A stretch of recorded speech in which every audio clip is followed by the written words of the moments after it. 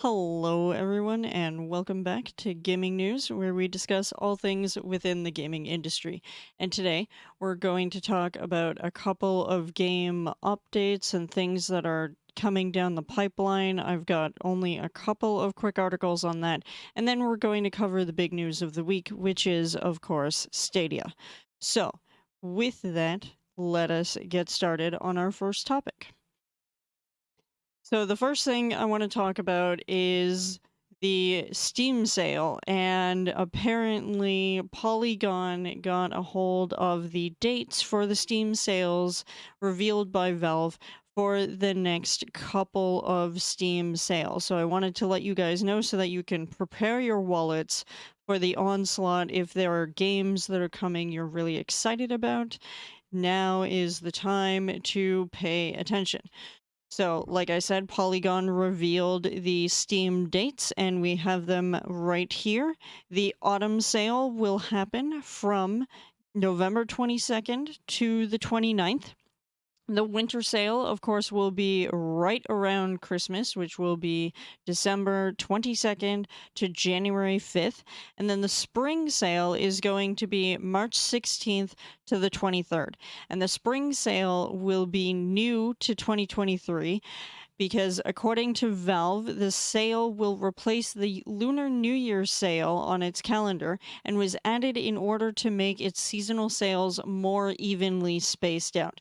Now, this is kind of a good thing in my opinion, because what that means is your wallets aren't going to get slaughtered, considering that you have a little less than a month between the autumn sale and the winter sale.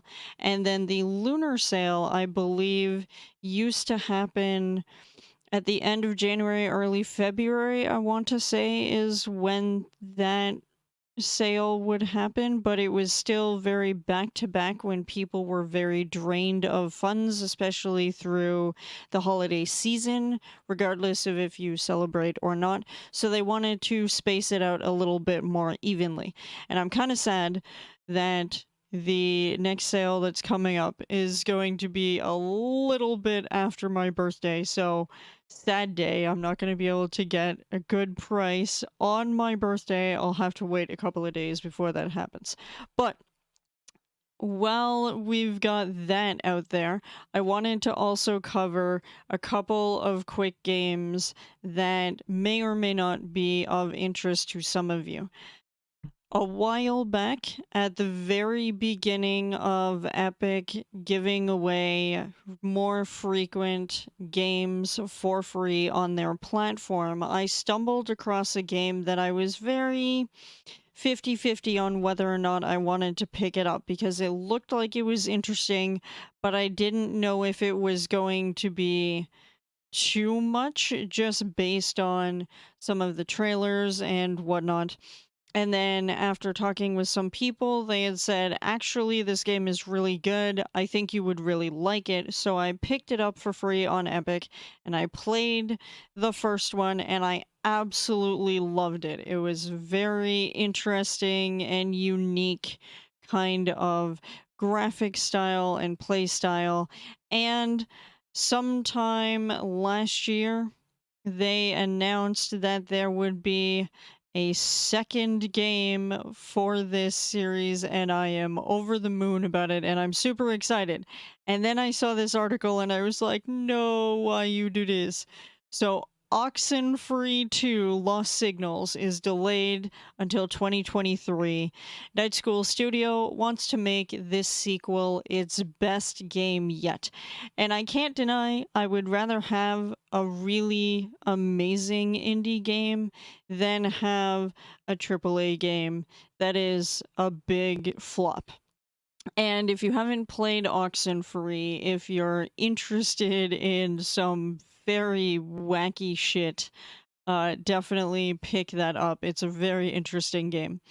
But what they said was, we owe it to our amazing community to make Oxenfree 2 Lost Signals the best game it can possibly be, Night School Studio wrote. Seeing your fan art, reading your excited comments, and connecting with you fuels our ambition to make this our best game yet. To make Oxenfree 2 truly special and add more localizations, we're moving our release window to 2023. So they are thanking everyone for our patience and support, and they will give us the game in 2023. Now, it was, of course, announced back in 2021, and the moment I saw the type of trailer it was, I'm like, are they bringing out another one? So, believe me, I am over the moon, and if I have to wait until next year to get this game, I will wait. It is a fun little game you can play for a couple of hours that's very trippy. Definitely check it out if you're interested. Anyways, moving on from there, many of us who play a variety of different games, especially when you're looking at open world games, have only certain expectations. And a while back, the devs for Terraria had said that they were not going to update the game further and that it was basically finished. Well, as of the 28th, we received a surprise update to Terraria, and the Labor of Love update brings with it upside down worlds, a melee overhaul, the ability to transform into a wolf, and plenty of new items among other cool additions to the game.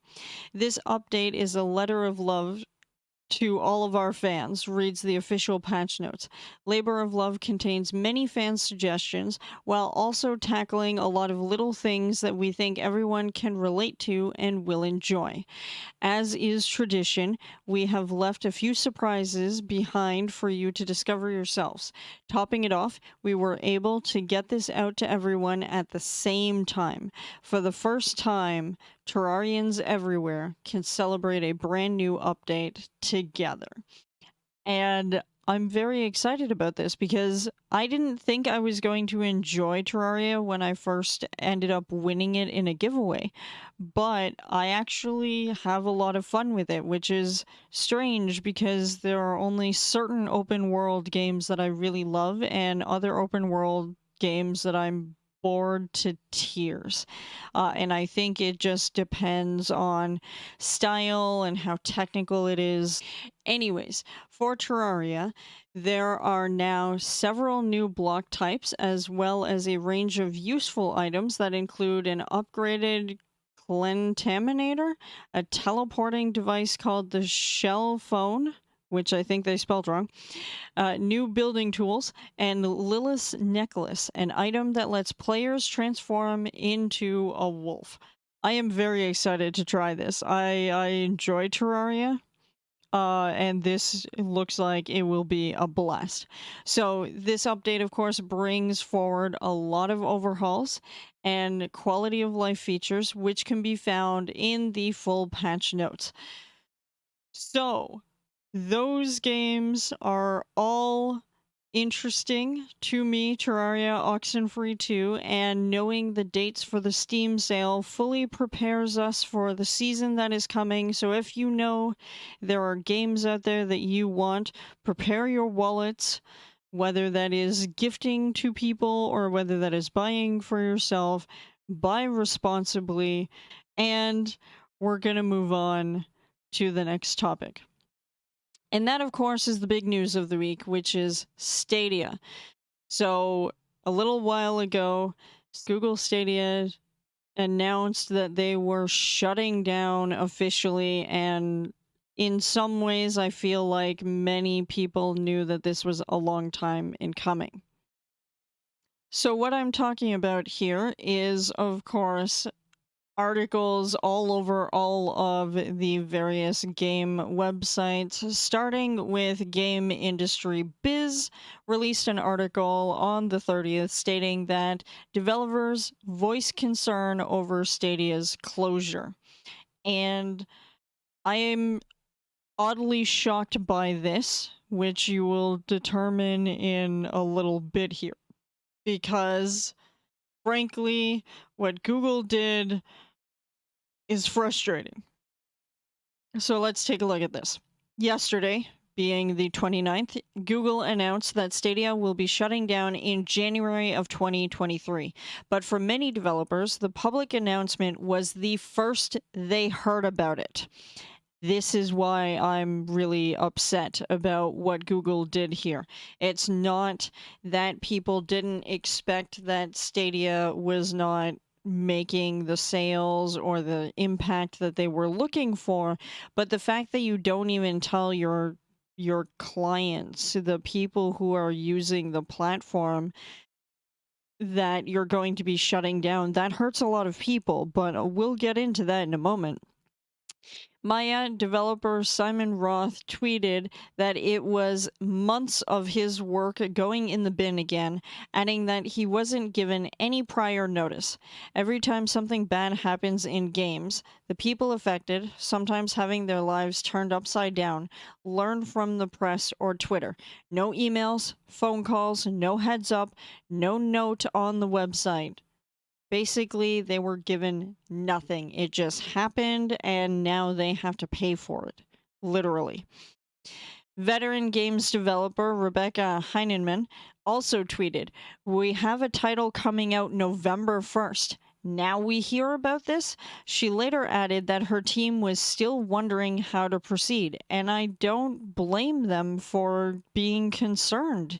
You spend years developing a game, especially when you're an indie developer that doesn't have a lot of money, that may have to rely on publishers or loans or other investments in order to keep your game running and able to get sent out into the world, and then to just have one of your major platforms drop off. And when I say major, I don't necessarily mean successful.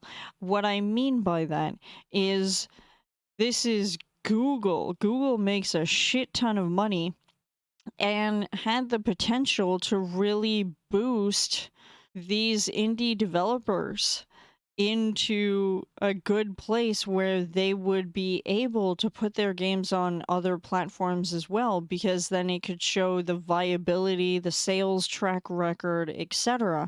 You want to make sure that whatever product you're offering has the ability to profit. And if indie devs were able to get their games on Stadia and make it attractive enough to have some numbers, some statistics for people to look at, then you could look at Sony and Xbox and Valve taking a look at these games and saying, yeah, come on down. We'll put you on Steam. We'll put you on PlayStation. We'll put you on Xbox, you know? So the only good thing to come out of this is that Google will be refunding all Stadia purchases made through the Google Store, as it was taken down immediately, but hasn't addressed measures taken on the development partner's side. So there's more to this, obviously. Forbes wrote an article about how it has caught developers off guard. And in here, it states the main group this has affected is a whole lot of indie developers who do not really have the resources to develop for extra platforms that are suddenly ceasing to exist.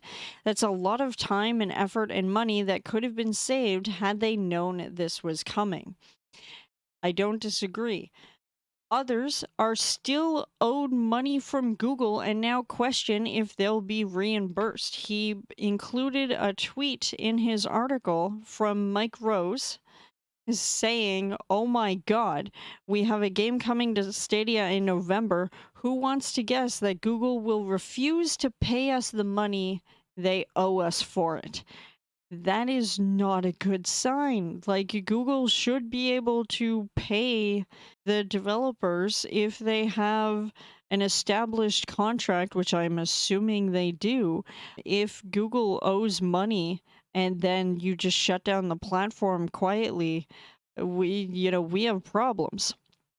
Now, there are bigger developers. Bungie, maker of Destiny, recently bought by Sony, has been using Stadia to help with its widespread work from home development on the game. And while the Stadia shutdown announcement seems to indicate they may still work with partners on uses of the tech, it's unclear when that may take shape and what immediate plans may have to shift because of the pending shutdown. And there's the player base itself, where 5,000 Destiny players play the game on Stadia daily, which was once a flagship featured game for the service. There's also Ubisoft, who has never met a platform it didn't like and has sunk a massive amount of resources into Stadia's support over the years. Even they don't seem to have been given the heads up about this, with only this to tell Axios about their Stadia games. We'll have more specifics to share about our games on Stadia at a later date, meaning they were also blindsided by this. This is not a good look at all. But finally, the other irritating part of this is that literally just 2 months ago, Google was denying reports of Stadia's pending demise. People knew this was coming. It was not as successful as Google wanted it to be, and the fact that you outright deny it is kind of disgusting. But what's worse is just that you did not bother to tell your people. Look, I get that the world is very much about quiet quitting and just nobody will notice if I leave and that kind of thing. And while you may feel like that feels good, it really blows when people do this. There needs to be more transparency. People need to tell people what's happening so they can compensate. You have potentially just ruined entire studios' lives because you couldn't be bothered to share an internal press release, memo, email, something, get a PR guy to spin some bullshit. I don't know, anything would have been better than Google announcing they're going to shut down, and that's how everybody finds out. Like, this is beyond scummy, in my opinion. Now, if you do happen to own Stadia, there are things that you can do. So, Polygon released an article on the 29th for how to get a refund for Google Stadia. Officially, Stadia will shut down on the 18th of January. They wrote this in a blog post explaining the transitioning period. So, for refunds, Google is offering refunds for any Stadia purchases, whether video games, post-release expansions, or physical hardware made through the Google Store. And if the credit or debit card you initially use is no longer active, Google says it will email you at a later date to coordinate your refunds.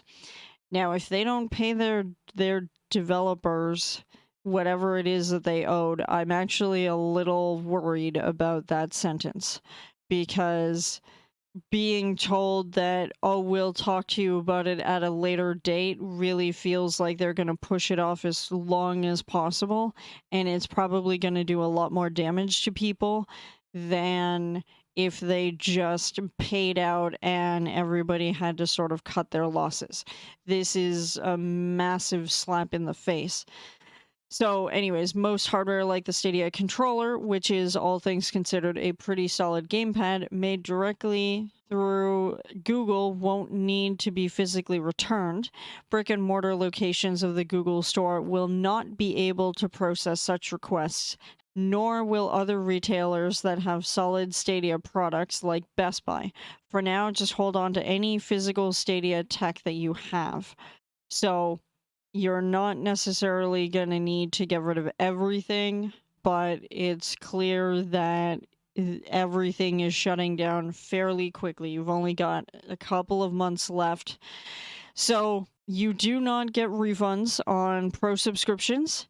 If you're currently signed up, you'll be able to continue enjoying the perks, namely the free games of an active subscription, through the end of Stadia's lifetime. but you're not going to be able to receive anything because you subscribe to it, which kind of makes sense. Any of the saved data, if the games that you're playing have cross progression support like Destiny 2, you'll be able to make use of the cross save system. But if not, you're shit out of luck. Unfortunately, you're going to lose all of that data. And of course, don't buy anything else on the store. If it's going up in a couple of months, there's no way that you're going to be able to do anything with this, because unfortunately, we live in a video gaming world where you have to be always online. And if Stadia, which is purely run off of the cloud, is shutting down, it also means that the servers that contain all of those games and all of that access will also shut down, meaning that it is going to be a completely useless platform unless you want to break it open and use parts or something like that. I don't foresee it being anything other than paperweight. And finally, the last thing I want to cover with regard to Stadia is that Ubisoft is actually doing something good in this whole thing. And that is that they will let you transfer your Stadia purchases to PC. So, while Stadia will shut down on January 18th, 2023, we're happy to share that we're currently working to bring the games you own on Stadia to PC through Ubisoft Connect.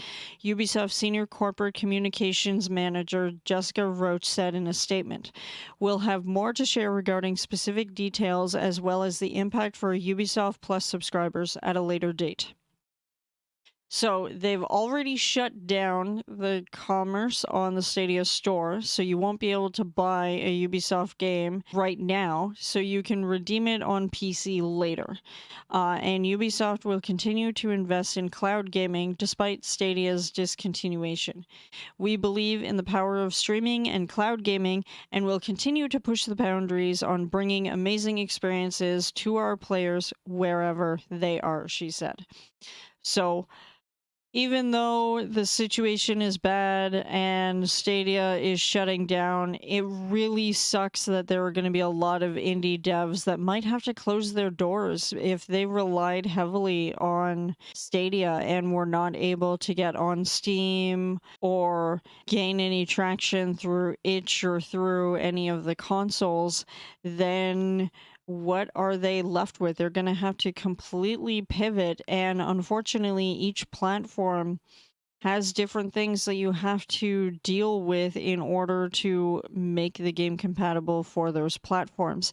And if they haven't already developed the tech, or if they don't have staff who know how to do that adequately, they're going to struggle. So I hope for the best when it comes to this situation, but unfortunately, it's not looking good. I'm glad that people will be able to receive refunds, assuming that the refunds are issued and that they are the specific things bought through the Google Store. But if they are physical products, it may be questionable whether or not you're going to get anything out of it. So we'll keep an eye out on what happens moving forward. But this was a giant slap in the face and the biggest thing to talk about for this week. But I'd love to know how you guys feel about any and all of the topics that we have today, namely Stadia, but I'm also curious if you're excited about Oxenfree or Terraria or about the Steam sales. Tell me what you're looking forward to. Are there games that are coming out that you want to play and want to get? Let's have a dialogue about video games. But for me, that is everything. You guys have been fantastic. I appreciate all of you supporting the Patreon and my channel on YouTube. And you guys have a fantastic day. And I'll see you in the next video. Goodbye.